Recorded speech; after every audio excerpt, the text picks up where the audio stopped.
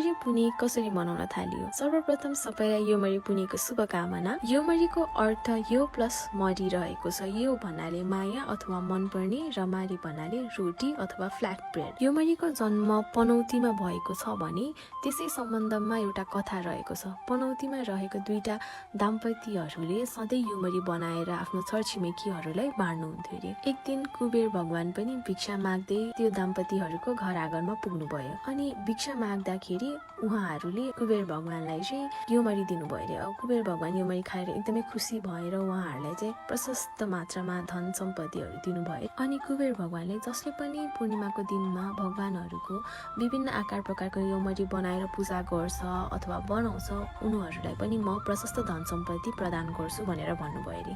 त्यस पश्चात नेवार समुदायले नै योमरी पुने मनाउन थालेको किम्वदन्ती रहेको छ भने कसै अनुसार चाहिँ फरक कथा रहेको छ।